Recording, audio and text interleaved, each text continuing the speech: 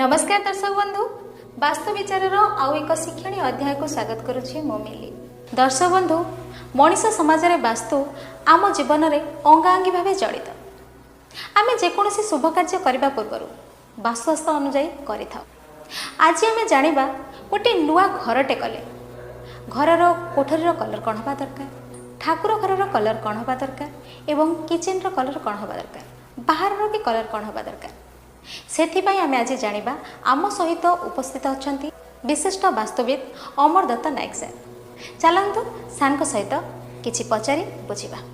को जगह आम जगटा आगे मैग्नेटिक कंपास पकईकि आम जगह को आगे जावा देखा सेठी जगटा आयतकार क्षेत्र अच्छी किंबा स्क्वायर जगह अच्छी से जगह भितर ठिया हेले मैग्नेटिक कंपास गोटे अच्छी मैग्नेटिक कंपास को पकईले आम जानिबा दिग कोट उत्तर कोटा पूर्व कोटा पश्चिम कोटा दक्षिण कोटा आम चार्टा दिग चार्टा कोण आम जापर बिना कंपास रे आम किसी दिग जापर ना। ये गोटे मेन कथा से जो जगार आम ठिया हवा से मझी सेंटर पकई देखिले आम जापर दिग दिग सम्बन्ध आम आइडिया आसो से दिग भितर ठिया होगी दक्षिण पश्चिम जो पटटा थी से ही पटे गोटे घर या जगह रुआड़ बेसी जगह खाली जगह कौड़ उत्तर को रही जगह खाली जगह किसी पूर्व को जगह दक्षिण को पश्चिम को कम जगह कारण दक्षिण पट दिग को कंट्रोल कर जम पश्चिम पट दिग को कंट्रोल कर पानी वृष्टि और जलर कर्ता तेणु आमको पानी की आ जम को कम रखिकी आम घर या उत्तर हूँ कुबेर पट कुबेर देवता एवं पूर्व हूँ इंद्र तो यही दुईटा जगह को आम बेसी रखिकी घर या हम एवं जाना घर गोटे राशि बाहर आ लोकर राशि तो स्टेबल तार तो मेष राशि कतु मीन राशि पर्यटन गोटे तो राशि अच्छी तार तो गोटे नक्षत्र अच्छी से ही नक्षत्र कौन आगे जाना से लोकर घर या बेले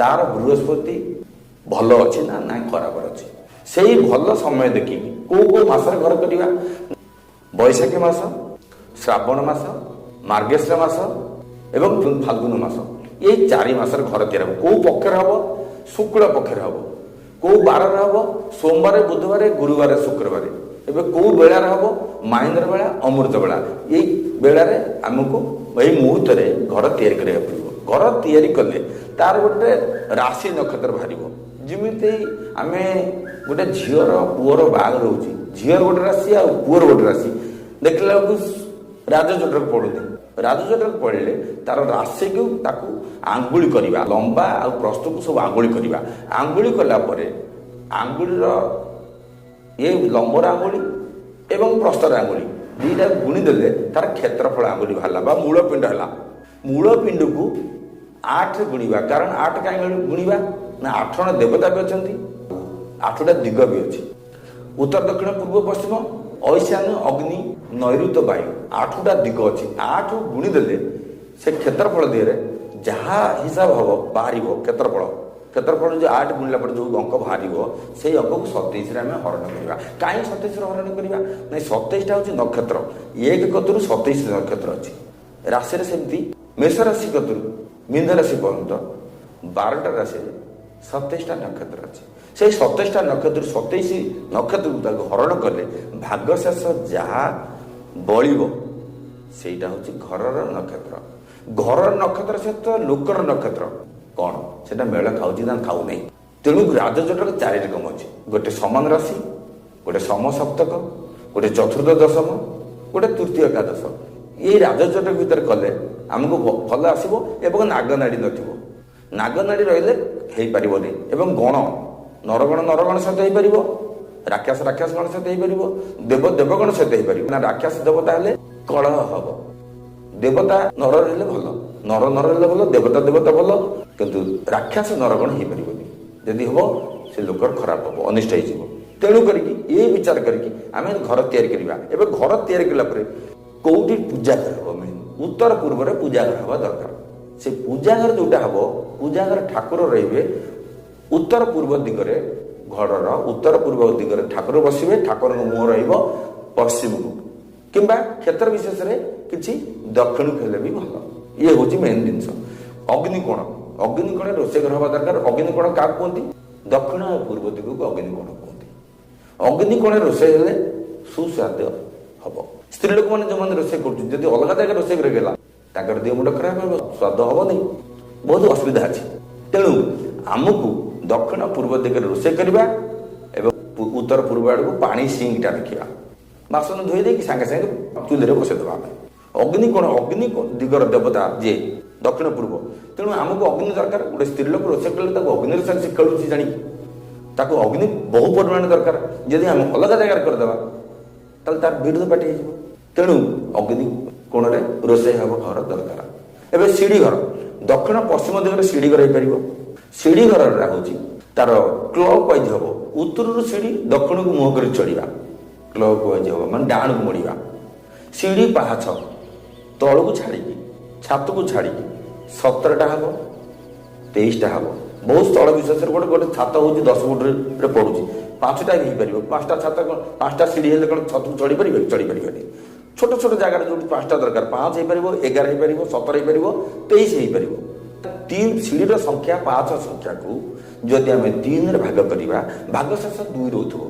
ଆମର ଯେଉଁ ସାଧାରଣତଃ ଧନଜନ ମରଣ ଏମିତି କରିକି ଯାଆନ୍ତି, ତେଣୁ ସେଟା 2ରେ ବଞ୍ଚିଲେ ସେ ମରଣରେ ପଡ଼ୁନି। ସେମିତି ସିଡ଼ି ହେବା ଦରକାର। ଗୋଟେ କଥା ଇଏ ଗଲା।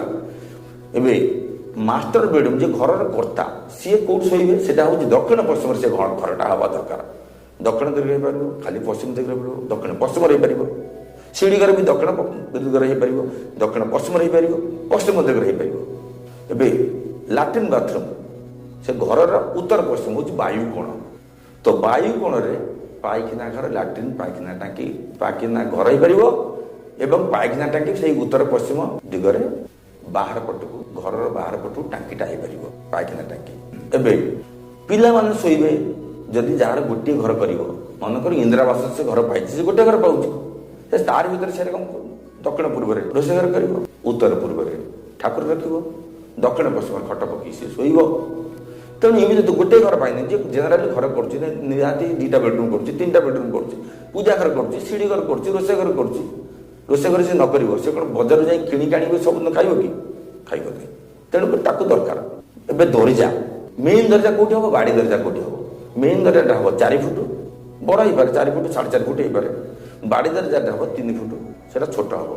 ବାଡ଼ି ଦାଣ୍ଡ ଦରଜା ଯେଉଁଟା ହେବ, ଯେଉଁଟା ମୁଖ୍ୟ ଦ୍ୱାର ହେବ, ମେନ୍ ଦରଜା ହେବ, ସେଇଟା ବଡ଼ ରହିବ, ବାଡ଼ି ଦରଜାଟା ଛୋଟ ରହିବ। କାରଣ ମୁଖ୍ୟ ଦ୍ୱାରଟା ହେବ ବଡ଼, ସେଥିରେ ବେଶୀ ପଶିବ ପଇସା। ସାନ ଛୋଟ ଦରଜାଟା ଯିଏ ହେବ ସେ ବାହାରିବ। ଛୋଟ ବାଡ଼ି ଦରଜାରେ একটু ବଡ଼ କରିଦେଇକି ଦାଣ୍ଡ ଦରଜାଟାକୁ ଛୋଟ କରିଦେବା, କମ୍ ପଶିବ, ବେଶୀ ବାହାରିଯିବ। ତାମାନେ ଆମର ସ୍ଥିତି କିଛି ରହିବ ନାହିଁ। ଇଏ ହେଲା ଘର କରିବାର ନିୟମ।